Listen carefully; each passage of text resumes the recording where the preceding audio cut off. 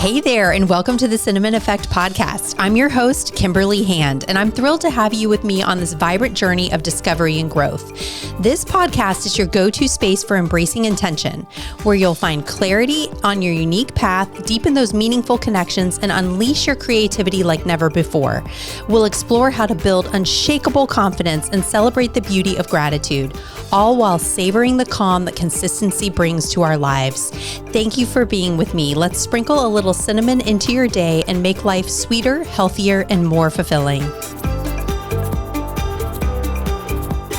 Join us for an enlightening episode with Marc Jonna, a seasoned expert with over 30 years of experience in the food, wine, and beverage industry. In 2007, Marc co-founded Plum Market, a pioneer in the movement towards natural, organic, and locally sourced groceries.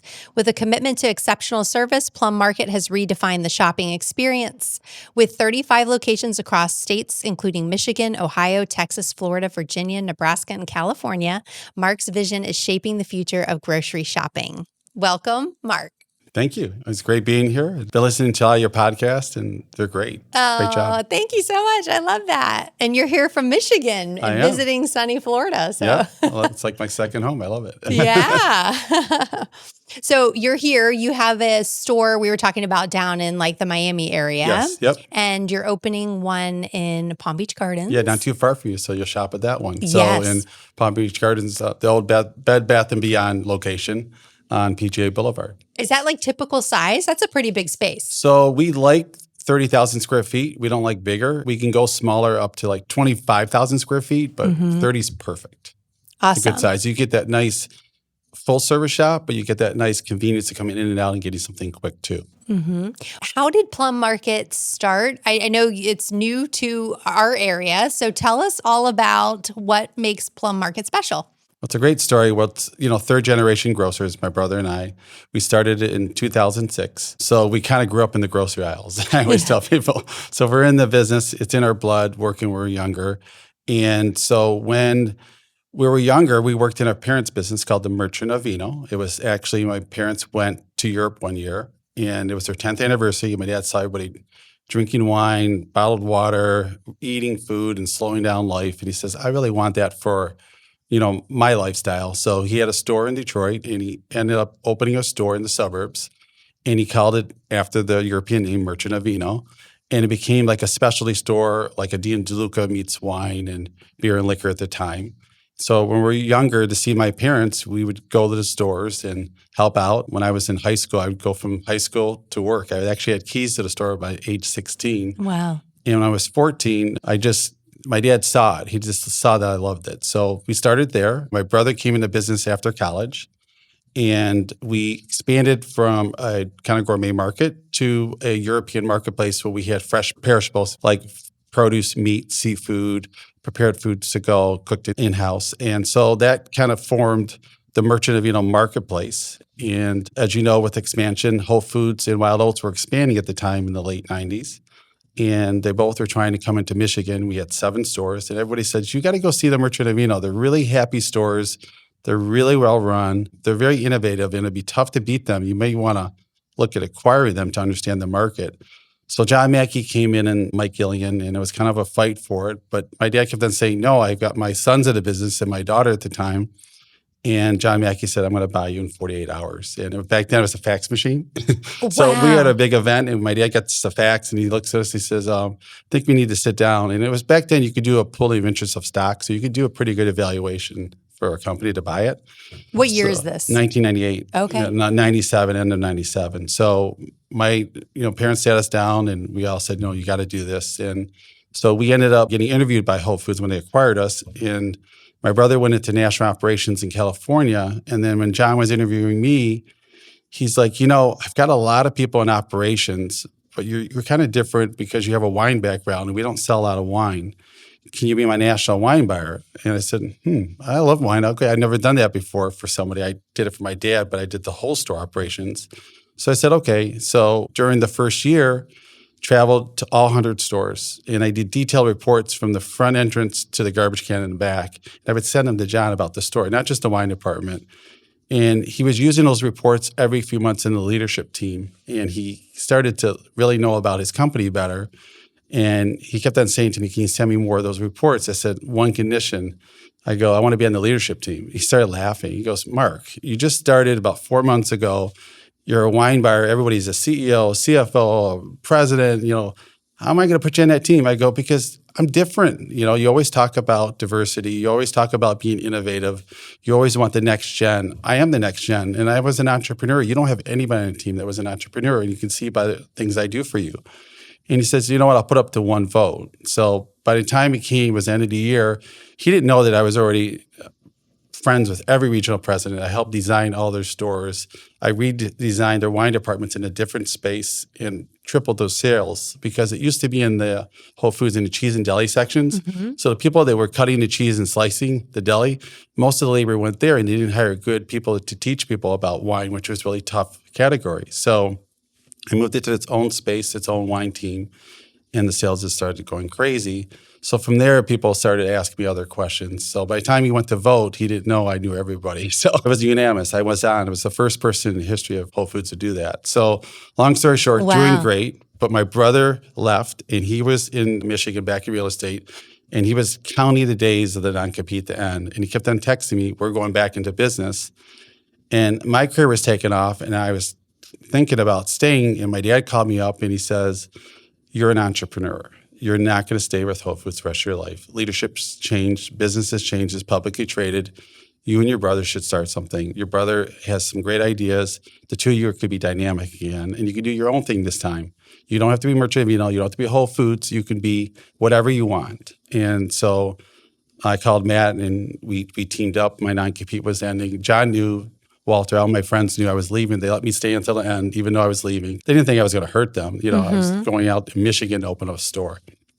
And so we designed our first store. So I don't know if you want me to tell you the name now or ask me a question. Yes, no, I love it. So to kind of recap, Whole Foods acquired Merchant of Vino. Yes. How many stores was that 7 at the time? Okay, 7 stores. And then they already had stores? Whole Foods? Not in Michigan. Not in Michigan. Okay, interesting. Elsewhere in the country, yeah. Over 100 stores in many states, but not Michigan yet. They actually had one store in Michigan. I'm sorry. They had one in Ann Arbor, Michigan. Okay. How many other stores across the country did they have at that time? Over 100, about 100 at the time. Okay. Yeah. Really, the idea to implement the wine was through seeing your success of your business. Yeah, exactly. That's so interesting. Yeah. So what did you see working with Whole Foods that you saw was lacking in the grocery space? So I love food, and I love the history, the culture, the passion, why it's made. I love the experience of sharing food with people. And Whole Foods started with that. But when they went into their quality standards and they changed to restrictive standards, I call them, and they started creating their own standards, they were losing the foodies like myself. There was a guy named Lex Alexander that was a real good guy.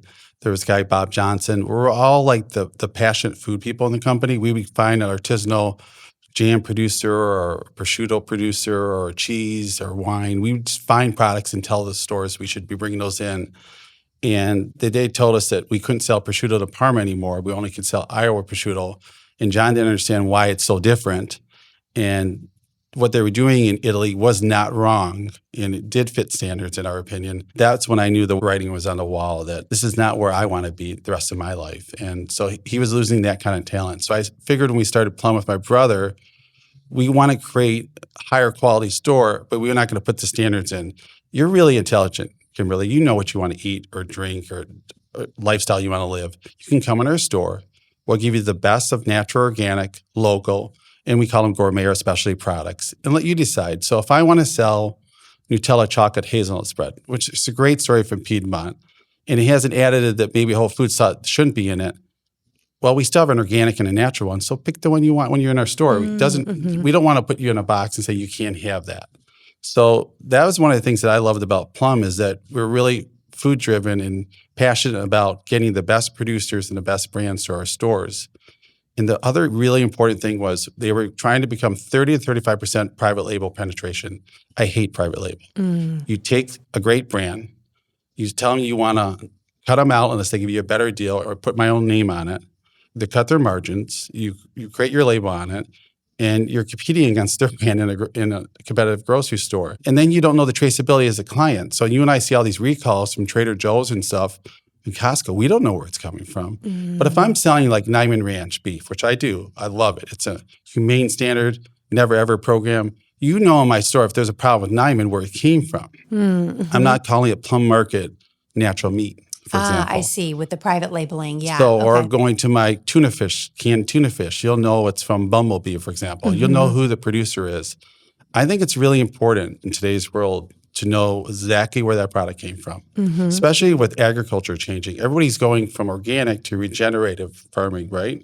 So they want not only to have great products that don't have pesticides and chemicals, but you want to treat the farmers right, give them fair trade, and you want to make sure that the soil is treated right. Because if the land is not treated right, it's not nutrient, then you're not going to get the minerals and all those health benefits of what you eat. So that's where terroir, or the soil of anything that you eat, like that, fruits, vegetables, is really important to us. What you feed the animals. You don't want to eat an animal that eats animal meat, do you? Right. Never.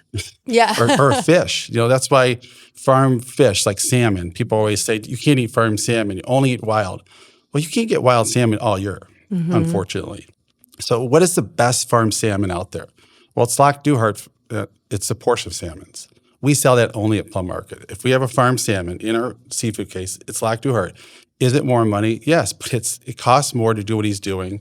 He doesn't give an animal feed. He actually does it in the ocean, so it's got the algae and stuff, and it just tastes different. So where does that come out of? It comes Scotland. Oh, Scotland. Yeah, Okay, and it's phenomenal. I was in Scotland and I saw saw what salmon. they were doing. Yeah, in the water with the big cages. I don't know, cages. Yeah, I don't even know how I would explain it, but yeah. If you go to a salmon farm that they create their own salmon farms, they get so dirty if they're not cleaning them. It's really bad. So what Whole Foods used to do is I used to go to those places or go to like chicken coops that were different, like a Tyson's. I don't want to get in trouble for saying a name, but the way they were doing it versus a Bell & Evans, life-changing. I go to Bell & Evans, I feel like I'm in the cleanest facility I've ever seen in my life. I love Bell & Evans chicken. It's the best. So I know Scott really well. We're probably one of their favorite clients. If you talk to them, we don't just do them in our meat and poultry counters. All of our prepared foods has Bell & Evans used in it. So our food is cooked from scratch with the highest quality air-chilled chicken, and it tastes so different. Yeah, the air-chilled is so different. Because what is the alternative? The alternative is they dip it in, if you want to speak on that. I think people find it interesting. They got to put it into like liquid. It's got like basically cleaners to clean it out, and it absorbs the water rate, right? So if you have a chicken that looks bigger in the counter, it's got more water weight to it. And if you're a chef too, and you cook it, it takes longer for it to cook, and the proteins harden. So that if you cook it too much, it's almost like it's rubber. And then the next day you can play basketball with it, right? Air chilled, perfect. It has no water retention, very little. It cooks evenly. You cut it, it's tender. 2 days later, it's tender. So we do a chicken Milanese in our store with Bell & Evans chicken. And you can come buy it from the store out of the showcase, which is the cold counter, take it home, eat it the next day, and the third day even put it in a salad or whatever. And it's phenomenal. So our chefs get better quality than most fine dining restaurants. Because if I go to most restaurants, I always ask, where's your chicken from? Where's your meat from? Where's your lamb from? We only sell American lamb. I hate New Zealand lamb. It's not what I want to sell. Why would you want to buy lamb that far away and it's cheaper? How is it cheaper? Well, it's a different breed of lamb. So American lamb is the best in the world. Is it more money? Yeah, it costs more to raise the lamb and to feed it. So it is going to cost more, but it tastes so good. You've tasted everything across the world, I'm sure. Like every food source from every place. All of our buyers, so we have buyers in each department, and that's their job. It's called good, better, best. I learned that from Whole Foods. We only want the best. We don't want the good, better. So we're trying to find the best of in each category and then bring it to our stores. So the ones that we really promote, we have a story behind it. We know the producers, and we can actually tell our guests that. So you were saying earlier to me, we were talking, what is Plum Market different? Why is it different? Well, I think that the grocery stores today, you want to create, I'm in Florida, the Disneyland of grocery stores, where you walk into our stores and you see all these really cool products and a lot of new local products or specialty products you've never seen before. And you want to ask questions. You want to have people there that can actually answer questions and service you. So we train people like a hospitality company more. We're like a Four Seasons meets Disneyland in terms of a food store. So our service is one of our biggest secret ingredients too, besides our higher quality products that we think we carry. Love that. If you're getting someone into the store, you've got to wow them a little bit. And grocery shopping, we're all doing it every single day. Exactly. It's like the grocery shopping experience really has become not as enjoyable. I think now I have not been to a Plum Market, so I'm excited to go when it opens. But so I think you're right on the money with increasing that joy that everyone experiences when they walk in the door. Yeah, we don't want to make it a chore. We want to make it an experience. So you're doing it because you want to go there. You want to bump into all your friends shopping there too. And you want to be tasting things that you've never seen before and be educated too. Right now, we do a really good natural supplement and body care department. Everybody does Get Fit in January, so we have a big 30% off sale, for example. But people are coming in and we have all the different suppliers demoing their products and talking to the guest and asking them, like, do you have food allergies or you have this or that? And they're helping them. They don't know which supplements to take. So I know a lot of people go to function medicine now, which is huge, and you get your blood tested and they tell you what you should be taking and things that you're not eating that you need to eat. So it's kind of cool. I think people want to live longer now and they're smarter. And this younger generation wants to eat healthier. So they want to eat higher quality, right? And eat less. So we used to be the supersized nation. We ate a lot of food for little money. So now it's like you can eat the same food for the same amount of price if you lower your portion size. Who says that you have to supersize your fries when you eat them? That's too much for us to eat. Who says you need to eat 8 ounces of steak? You eat 4 ounces of steak to 8 ounces of vegetables. That's what the Europeans do. That's why I say the Mediterranean diet.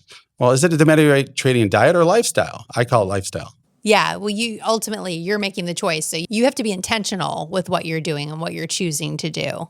Exactly. How does your team source things locally? So we have buyers in each category, whether it's produce or meat, seafood, or grocery. It's 3 ways. The vendor will contact us and they'll say, I have a great product. The second way is guests tell us, people that are shopping in our store, say, you should buy this local farmer in West Palm Beach. This woman's making a great jam. And we'll kind of reach out to them.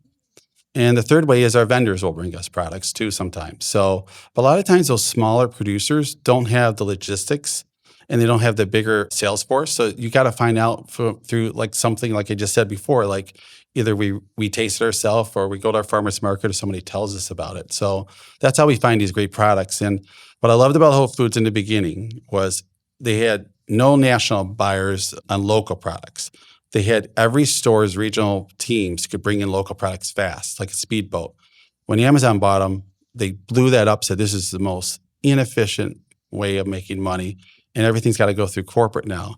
Plum Market's the opposite. We're the speedboat. It's like Whole Foods used to be. You can come right into the store and we'll get products. I got a great product for you. Home Court. You know Courtney Cox? Yeah. Clean fanatic, right? Friends, yeah. She created during COVID a product line that does for your hand soap, body wash, candles, like all these different creams. She's amazing. Yeah. So we reached out to her team and we said, we want to be one of the first grocery stores to bring in Home Court. So we do a beautiful end cap of her products and we love it. Jennifer Fisher does an incredible salt line, a universal salt. Yes. And she has a place in Florida. And we called up because I went home one day. My wife had it on her counter. It looked like a beautiful, jewelry almost, but it was salt. It's beautiful. The way she did it in the little jar, and it was phenomenal. So we called her and said, we want to sell your salt. And she goes, I never thought about selling in a grocery store. I'm small. We said, no, we'll teach you. So we created a rack on top of our meat counters, and we have them in all of our stores, and we do great with her products. I love that because she is a jewelry designer. Yep. And she has this salt line, which seems like, what's the connection there? But it is. But she loves to cook. Yeah. And I heard her on a podcast where she said that the salt is like the jewelry on the meal. 100%. And it's so true. Yeah, it's part of her being. Yeah. And she's true. I mean, she walks the talk too. Yeah. I never realized that you could, well, I guess you probably can't with other grocery stores, but with Plum Market, like, hey, Mark, I've got, I love this olive oil or whatnot and suggest it to. Yeah, I'm hoping you'll tell me, after the show, say, I got a few friends in town. You should reach out to them. That's what we do. We talk like this and we just bump into products too. And, every product starts somewhere and then it either fades or explodes. But we'd love to be an incubator to these products and help them when they're younger, how to get to our shelves the right way and how to stick out. Because when you have 40,000 products plus, how do you bring a new brand in and not get lost? Mm-hmm. So those are things that we try to teach these smaller producers. If we believe in the product, we try to show them the way. Mm-hmm. I love that. Now, how did your name come about? So my brother was looking at names. My parents were talking to him first and thought, we had the merchant of, because it was such a popular name in Michigan. And they thought life because we wanted to do more wellness. Mm-hmm. And we're like, no, we want to be different. So Matt and I talked and we said, we want to have something that speaks to freshness, something that the name is easy to say.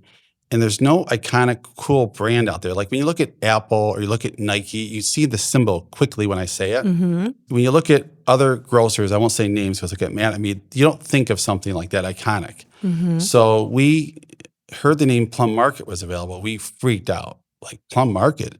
Well, it's short and easy to say. You could say it if you're 3 years old or you're 80 years old, you won't forget it. Mm-hmm. It's cool because if something's plum, it's really good. And it speaks to our industry because it's a fruit, so it's freshness. And we can create a really cool symbol. So we created like this circle with a little swish in it because we wanted it to stick out. We did lowercase plum with a stem and a green leaf because we have that natural organic connotation, and mark it really small because we wanted people to know it says, hey, where are you shopping today? I'm at Plum. And we can create really good swag for the team members and for people to wear in town and create that kind of feeling. So that's where Plum Market came from, and it just took off. And my parents at first were like, kind of like sad they didn't go after the family traditions, and then now they love it. My dad can't. Give me a new plum bag. Give me a new hat. I want to hand it out to all my friends. Oh, I bet he's so cute. proud to see you guys. He's amazing. My parents are both. They really taught Matt and I. We learned from them first, and then we learned from Whole Foods, and then we started our own. So we're really fortunate to have really great mentors. Yeah. Now, the focus on health and organic and non-GMO and sustainability, where did you see that was going to be the future? So when I grew up, I was the TV dinner kid, mac and cheese, Stouffer's. I drank a lot of Coca-Cola, too much, tons of candy, cavities, like not healthy. Like, oh, Mark, are you serious? This is the guy that loves all that now. So just before Whole Foods came in, the natural organic movement was starting. But it wasn't as strong as it was in America as I thought it should be, and especially in Michigan. I was in the Midwest. It was a little bit slower than an LA trend or New York, for example, or the East Coast. But Matt and I were noticing that every time we brought in a natural product organic, it was starting to sell in our store, that the people that were shopping our stores were very sophisticated. They traveled and they were learning. So our guests were teaching us again. And one day my dad was on vacation and my brother took out a few aisles of product and he put in supplements and body care in. And my dad went crazy. He's like, what is this stuff? It's expensive. They're going to steal it. No one's going to eat vitamins. They can eat fruit. It's crazy. And Matt goes, no, I think it's the future, Dad. We got to evolve. You've always said to innovate. And so it started to take off. And then Matt was at an organic convention, a food show. He stumbled into some buyers of Whole Foods. And that's when, again, John Mackey was coming. So it was just the timing. So then when I worked for Whole Foods, it was like, wow. The light is turning on. Mm-hmm. They would show me like the farmers or the chicken coops, or they would show me how things were produced and hydrogenized corn syrup and how bad it was. And if you couldn't pronounce it, don't eat it. And like look at the ingredient labels or Fruit Loops. And so they educated me. Their training was insane, but it wasn't a brainwash. Mm-hmm. It was, wow, you know what? I just never was exposed. So this wasn't when the internet and you can get social media. You can learn things quick today. Back then, I didn't know. So when I got exposed firsthand, I quit cold turkey, all that stuff. I went clean. My wife always says, you're like a light switch. I said, when I learn something and I believe in it, and I know it's not just a trend and it's real and it's a lifestyle and I could live longer and feel better, I started doing it. And so when we started Plum, that's what Matt and I said. We really want to bring this, but we don't want to intimidate people that are not there yet. So we have to have a store that has a little bit of both. Still had a ton of what I just said, but it had just a little bit of those gourmet products, especially products that people felt familiar with. And so when they came in, they felt like we could shop here. Mm-hmm. And as they got educated and they learned, they started to change. But I would tell you right now, I'm turning 60 next year, and Right now, my kids. Looking good, Marc. Thanks. Yeah, I just had my function medicine. I'm 30-something. I like that. That's amazing. So That's amazing. Eating well. My daughters, I have 3 daughters, 21 to 26. I'm really aging myself. And they are the ones pushing all the time, more natural, organic, cooking at home from scratch. We cook 5 days a week at home, and they moved to New York, 2 of them. They're cooking all the time. And this younger generation, they're starting to understand because they're being exposed quicker than you and I were. Mm-hmm. And they're just doing it, and they're pushing their family to do it. Or as you get older and you have health scares, you change too. So in America, we were not the healthiest nation. We need to be. Obesity, cancer, all these food allergies, this is crazy. This is what we're eating, guys. It's like people put premium gas in their cars, but put junk in their bodies. Your body's more important than anything in the world. So, you know what? Don't say you can't afford to eat well. Eat with moderation and everything. Eat the right proportion size, and you can eat a healthy lifestyle. I think eating healthy is for everybody in this world, in my opinion, not just for the elite. Yeah. I love prepared foods, but I also am like, you still have to pay attention to the ingredients of what's in that. So what are some of your popular dishes that you guys offer? Do you have soups? Soups, yeah. So here's what's interesting is my mom started our prepared foods counters. It was by accident. So I don't know if you have time for this, but I'll do it really fast. Yeah. My dad was opening up a store. He couldn't get a liquor license, but he had beer and wine. He had all this extra space. And he didn't know how to fill it. And we did an opening party, and he wasn't sure still what to do with it. And my mom made all the food for that party. She was like the caterer, but she's just a great cook anyways. And everybody started eating this pasta salad and this chicken that she did with this herb de Provence marinade. And they say, Eddie, are you going to be selling this here? This is great. This is great. This is great. And before my mom could say, no, I just did it for tonight, he said, yes, we're going to have a kitchen here. It's called Juliet's Cuisine. And that's where my mom started prepared foods, cooked from scratch in a kitchen. He went to Sears, bought her a pop-up kitchen, and she started cooking, and it became really famous. And she was one of the first pioneers to do food cooked from scratch with higher quality in a store, and it just took off. So when we started Plum, we have a lot of her recipes. Okay. And then we have a lot of our own recipes now with our new chefs. And so everything, this is her rule. As long as she lives, she's going to stay on it with me. Everything is cooked from scratch in-house. We don't use commissaries. We're not buying packaged coleslaw, packaged tuna fish. Some of these stores, they're just taking a package, they're dumping it in a nice bowl, and you think you're getting fresh tuna fish, and it's $6.99 a pound. Well, my tuna fish is a lot more, but it's wild-caught pole tuna, which is the best, and it's higher quality mayonnaise and ingredients in it. So when you taste my tuna fish, it's the best on the planet. So our prepared foods, like I said earlier, we use Niman Ranch, Bell & Evans proteins, all natural soups. All of our soups are clean. So we don't use corn syrups, all those hydrogenized oils. Seed oils, no seed oils. Seed oils are controversial. Mm-hmm. So I will tell you this. We are not 100% seed oil free. Mm-hmm. And I'm not ashamed to say that. Whole Foods isn't either.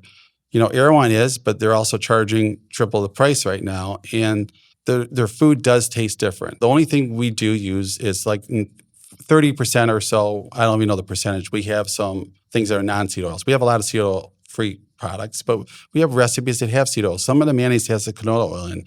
But if it's expeller pressed and it's not chemically processed, it's not exactly as bad as some of those people are saying. Mm-hmm. But I know a lot of people say they only want to eat seed oil free. Great. I have a ton of recipes in the store that way. Mm-hmm. But the people that want flavor and they understand that it's not going to hurt them in their mind, then they have that choice too. So we're just, again, I can't be Big Brother and say, I am going to do this because that's what the world's telling me. Mm-hmm. And right now, I still respect the quality standards of Whole Foods, and they're exactly what we're doing. We're doing non-GMO, which is non-tradable, expeller press. And if you look at, that's the only canola oil that we would ever use based off of not using seedless oils, as you said. So you're being mindful about it. Very mindful. Yeah. And everything. So I'm trying to switch as many as possible. Mm-hmm. You can't get to 100%. You're going to lose flavor and you're going to lose variety. So we're doing as much as we can to have, again, enough choices that people can pick. And that's what we try to do at Plum. Does it depend on what region of the country you're in, the recipes that you guys offer? It's hard to use olive oil for everything. Mm-hmm. And olive oil, if you use it, it doesn't burn right when you're cooking, and it gets a little bit of a burnt taste to it. And in some of the recipes, it'll harden too, so it doesn't look good in the counters. And it doesn't taste good. It'll bring a flavor to the food that you didn't want. Sometimes you want a neutral oil because you want the flavor to be the spices, the proteins, the fresh vegetables, the tomatoes that you're doing. And if you lose that, then you lose the flavor. And chefs will tell you that. It's a very chef-driven program, I would say. Mm-hmm. I love that. How are you finding, you mentioned the regenerative of farming. Yeah. And how are you is that still, one for every 100 farms so it's a very small percentage. It's small. I think there's funding for it now, which is starting. I think they're going to start getting money back if they're getting certified because it costs more money to do that.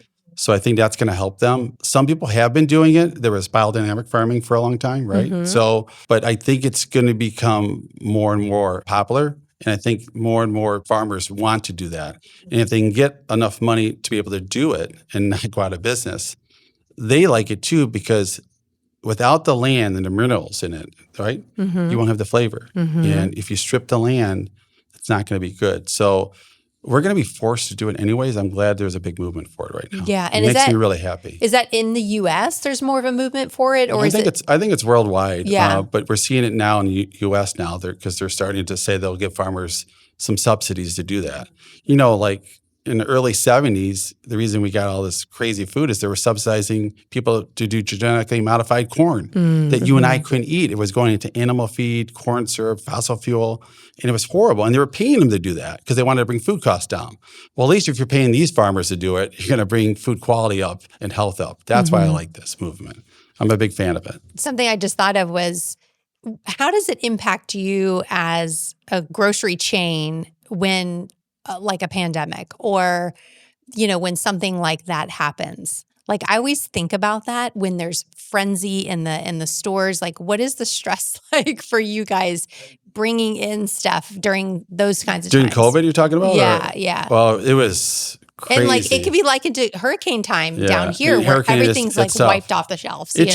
We have, hurricanes we have plans now, but COVID we didn't. I think that's when the grocery stores got popular and people respected grocery stores because when the restaurants had to shut down, where are you going to get your food? We just had incredible suppliers that were supporting us. Like I would be calling our chicken supplier, meat supplier, and they would just be shipping as much as they could to us. And we were just filling our counters as much as we could as fast as possible. And our staff was great too. We had a staff that really cares, that works for us. So they're not just coming in for a paycheck. They work for us for purpose because they love the experience and the team members. And, our culture is really strong. Is it easy? It wasn't easy, no. But, we got through it because we had a great team. And people in America did a great job. Everybody did their part during that time. We all rise when we have to. We don't know we have it in us, and everybody just rose to the occasion. So I was proud of everybody. Yeah. What is your culture like? Like, what is something that you do within your stores? So I think it's really important that people say that they have really good service, but do they? And so we early on, I don't know if you've ever heard in Ann Arbor, Michigan, Zigerman's Deli. Zigerman's Deli, if you start to read about them, they're one of the most successful training companies in the world in terms of making incredible team members happy and the best corned beef sandwich on the planet. So if you go there once, every time you watch a sporting event, you'll see if there's at the big house. We went to Ann Arbor, Michigan, the announcers will say, and they have the corned beef sandwich. They do it everywhere they go, the best restaurant. Okay. But Ari and Paul had a great culture. So when Matt and I were smaller, we were trying to create a training program. And we're having a tough time really understanding how to do it like them. And we called them and said, you know what? We're going to start a company called Zing Train. So they actually helped create the training program for Plum Market early on. And it's like when you make a sourdough bread and you need a really good sourdough starter. Well, if you started a training program, they gave us the starter. And they just taught us so much about what the team members wanted and how they could be successful to train themselves to take ownership to serve the guests. And I'm using words like, I don't know if you noticed, instead of employees, we have team members. It's an empowerment culture. Instead of customers, we have guests because we want you to feel like we're doing the extra 1% to make you feel welcome in our home because you're coming in as a guest. Instead of having a corporate office, we have a support office. We're supporting the teams to support the guests. So even with our vendor relations, we don't tell vendors, you're lucky to sell at Plum. We say, we're so happy that we can find a product that we believe in, help us sell it in our store, and how would you merchandise it if you were us or sample it? So that's the culture we kind of created. We have very clean stores. We're every year putting CapEx money to remodel or paint or fix. If you walk into our original store in Bloomfield Hills, it looks like it's day one and it could be 20 years old and it looks like it's brand new. So we're constantly fixing our stores to look new and modern, clean, very well lit.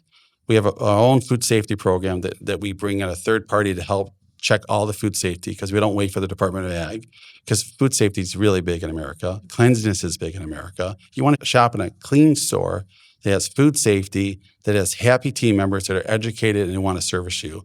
So when you teach people about the products, you give them confidence to service the guest. Mm-hmm. And that's what Sigmund's taught us is people want to be told what to do and they want to feel what does success look like. So it's like, I know you love sports. If you know you love sports, but we always know the score. Imagine sports didn't have a score. We wouldn't know who's winning or losing sometimes. Yeah. And the team members want to know how well they're doing too. And so we do we have guest surveys like Medallia that Delta does. We have secret shops, all that stuff. So our team members come in, they create this incredible culture of service. Like I said, the hospitality business, like a Four Seasons. And they know that they're going to be graded on it indirectly. And when somebody comes in and doesn't do that, they're the ones pushing them out because the culture is created. I love that. That's awesome. That's service. And I guarantee you no one's going to get better service in a grocery store than Plum. Now, you mentioned sports. Yeah. So talk about the other, so you're in airports. Yes. You do work with sports teams and create the food for them. So talk all about that because I find that very interesting. It was the Detroit Pistons were moving downtown and Arden Tellum, who's a big sports agent at the time, went and worked for the Pistons. He would shop at our Bloomfield Hills store, and you love Plum. And because they went into the Detroit Red Wings stadium late, they didn't have their own practice facility in there. So they had to build their own down their street. And they call it the Pistons Performance Center. So they were able to build their own basketball facility and kitchen. And he said, I needed amenity for these players. They do not know anything out of college. They don't know how to eat. They don't know how to boil an egg. They don't even know how to eat healthy. You guys are doing this. Let's bring you guys into sports. Sports needs this. So he says, I want Plum Market to take over with a nutritionist, our facility. So he got a nutritionist. We hired chefs. We did all the training. And so we feed the Detroit Pistons breakfast, lunch, dinner. And in fact, he was so impressed that he told the stadium, there was another person doing the whole stadium, that in my contract, I can bring my own food. So we do their locker room, all the owner suites there too, because he doesn't want them eating anybody else's food. And a lot of them, like Kate Cunningham, is very popular right now. We're in first place right now. But he's a vegan. So, we got to have, all these athletes now are coming in now, and they're smarter than they used to be. And we're teaching them not only to eat healthy, but we'll give them culinary classes. So when they're not there, they don't have somebody cooking for them or a trainer telling them what to do. They know how to do it on their own. So it's really helping. So we also do the planes for the Detroit Lions, Detroit Red Wings, Detroit Tigers. The sports teams now are calling us because they want us to cater their flights too. So it's kind of getting contagious now. Wow, that's amazing. But what a cool thing to be able to do. Again, we were talking about earlier, what's the most important thing of an athlete too? Their bodies, right? Yeah. And you would tell me it's what they eat. It's going to give them more energy, more drive. It's going to make them mentally happier. Eating is so important. That lifestyle, and I hate the word diet. I say diet means die, D-I-E, right? Yeah. Lifestyle. I don't like that It's term a lifestyle either. Yeah. change. If you got to make a mindful choice of what you want in life, and you got to decide. You're the CEO of your body, not me. Mm-hmm. You decide what you think is right for your body, and you have 3 or 4 decisions a day that you can make to determine that. So I don't think anybody should blame anybody but themselves eventually if they take ownership of that. Now we kind of briefly spoke about it. You have personal health. I can already tell by the way you're talking that you're very healthy. So I would love to know more. You said you were doing your Function Health, which is Dr. Mark Hyman, doing all the blood testing through that. Yeah. Are there any other things that you do? I got my ring on so I can say I sleep. Yeah, I love that thing. What are some of your rituals? Well, I work out every day because I want to. I love working out. So it's the first thing. If I don't work out, I feel lethargic all day long.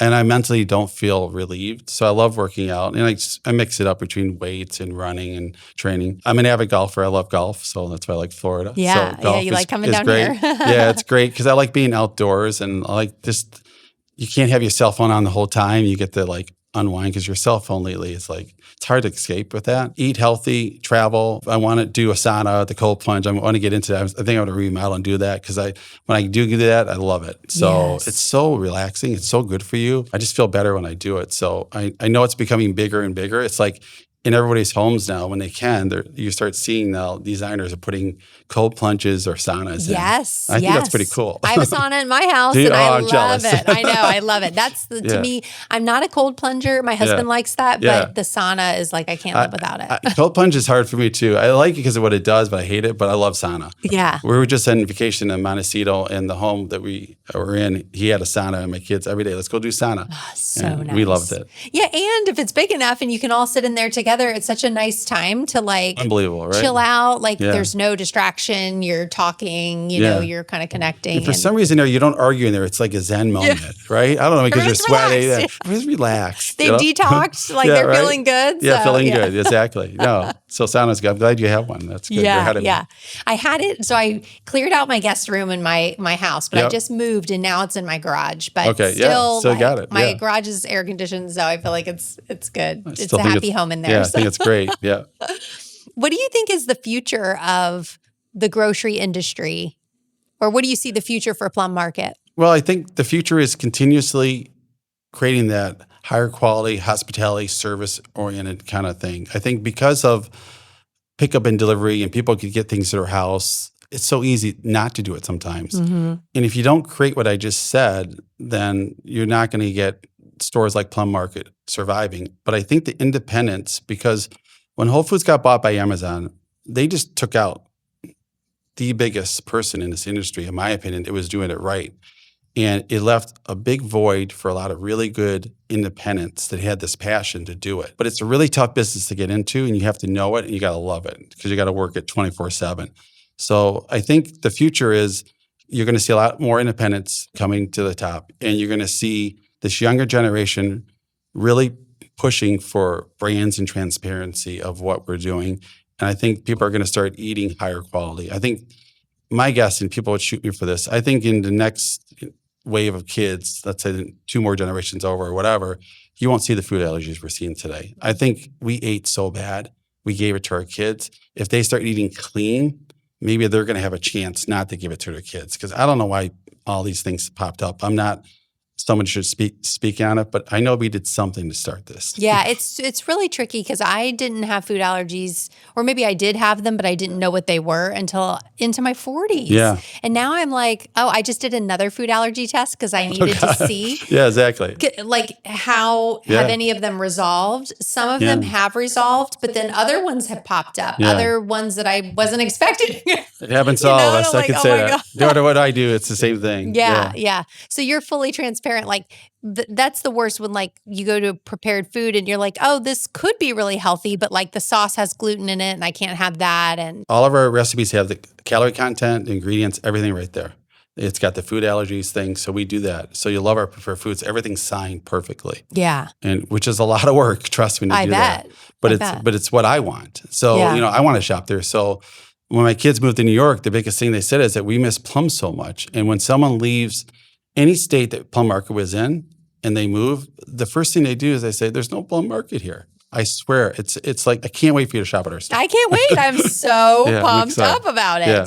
How do you outfit an airport? Okay. I don't know. In what airports are they in currently? I don't know that I've seen one. So our first airport was Detroit Airport. Okay. And Delta was remodeling a brand new airport, McNamara Terminal, and they wanted to bring in some local retailers, and especially the higher quality. They wanted one of them to be a local, higher quality kind of food purveyor. And they also wanted Zigerman's, our partner that we do training with, and we sell their bakehouse products and stuff. So Zigerman's is a good friend of ours.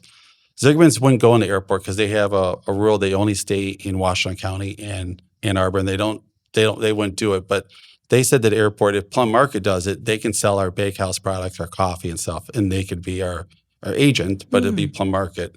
It would be the lead name, and it'd be all their recipes and food and service. So I remember talking to the airport official, and they were just, we have P.F. Chang's, we have Chick-fil-A, McDonald's. What do we need this for? And we're going to give you like one of the best spots in the airport. And I said to him, that's exactly why you should do it. I go, there's nothing like us. There's nobody that's doing higher quality, fast, that you can eat fast, and you could get really good, clean snacks. And I said, I think we're going to do great. I think we'll be one of your best things in the airport. And they said, okay, we'll give you a shot. And after 3 months, we were number one in the airport in sales. Like we're still to this day, 1, 2, 3, we're like top in the sales there. So from that, other airports we're noticing. So we have 2 in Dallas. We run all of Omaha doing a big expansion. They gave us not only 2 Plum Markets, but we're going to run the food court for them. Oh, wow. We're going to have 2 in Palm Beach Gardens. We're working, hopefully, in other airports in Florida because it's very difficult to get in. So I don't want to say I'm going to get in. Yeah. We're opening Palm Beach International? Yeah, we're going to have 2 there, I hope. Yeah, that's what it sounds like. That's amazing. Yep. Okay. Oakland, California, we're in construction for. We just opened Dulles in Washington. We have Columbus, Ohio, we just opened. So we are constantly expanding in airports. People are calling us now. We're becoming like a national brand in airports. And if you come in, you see these great, again, food cooked from scratch with higher quality ingredients. It's unbelievable. So a lot of prepared food. I love that. Yeah. That is so exciting. Yeah, you would love it. You'd go in. I mean, people will go in. They send pictures all the time. Say, "Oh my God, thank you. There's a Plum here." So it's what I think we need in airports. You need those other foods. It's fine, but you got to have diversity. You have to have, not everybody wants to eat certain types of food every day. You want to change it up. And some people that are really health conscious, they really want to have a health conscious Give option. us healthy people something to eat. Yeah, it's always such a struggle. Number one complaint of an airport. Yeah. There's nothing healthy to eat. Yeah. Yeah. So now you got to infiltrate we're gonna fix the planes. Yeah. Actually being on the plane. Come on, Delta. Yeah. I feel like that would be a good partnership. Delta should be. Yeah. They should. Yeah. One of my favorite yogurts is Nunos. It's a Greek yogurt. It's phenomenal. And they just got a deal with Emirates Airlines to serve their glass jars. And Delta is starting to use them in their clubs now in their food service pack. And it's a phenomenal yogurt. It's a Greek yogurt that's all clean ingredients. It's strained. So it's got that nicer kind of higher probiotics in it. And it has that nice, when you go to Greece, it's that nice fluffiness. It's not watery. It's phenomenal. So just love products like that. Where's your favorite place to visit and eat across the world? Well, my wife is Greek. Okay. So and I love Greece because I go there and it's just the lifestyle, the beautiful waters, the islands. It's pretty nice, especially when I'm in America. I'm so fast. Yeah. I love going to Europe because it's like the slow food movement. It slows you down. And I really believe, like I always teach my kids, it's like I love the family table and the dinner table because it's a time where cell phones go away and we sit and we just talk and we slow it down and we don't eat in 20 minutes. Let's just talk, and enjoy what took us hours to cook too. Yeah. And just, we always do like a starter question and stuff like that. And I think the next generation, they want that social aspect because they're on their phone so much texting, they're going to miss like what you and I just did. Yeah. They're going to miss talking. You know what? I was thinking about that. What I love so much about podcasting is that you're fully present. There's no distraction. Yep. And you're having a conversation, looking each other in the eye and like communicating, you know, and we have lost so much of that. Give me an example of your starter questions at dinner. We're just in Montecito. And I think one of the starter questions I asked, what was your favorite New Year's Eve dinner? So I said to him, let's go around the table. Because I think dinners are emotions in travel. So they would go around and say, when I was here with you guys or there. And some of the answers were really, really interesting with the kids. Or we'll get deep and ask them like more, deeper questions about life and stuff like that. And I just come up with anything I want to ask. But that was our last question we just did, was about New Year's Eve and where was your favorite New Year's Eve dinner? And we're in Montecito. There's a new restaurant called The Little Mountain. Okay. Unbelievable. Oh, it was insane. I've never been to Montecito. And it was funny because that could be one of my favorite New Year's Eve dinners. Oh, really? Yeah, it was really, Montecito is great. It's healthy. Okay. You go biking, hiking, go to the farmer's market. Oh, it's all you. You would love it. And you have stores in California? Oh, yeah. No, we have an airport location in Oakland. Oh, okay. Yeah. Okay. California is tough it's going to be tough geography to go. We're going to expand in Florida. Yeah. Yeah. Well, we're happy to have you here. Yeah. Is there anything else you want to leave the audience with about Plum Market, about you, about anything?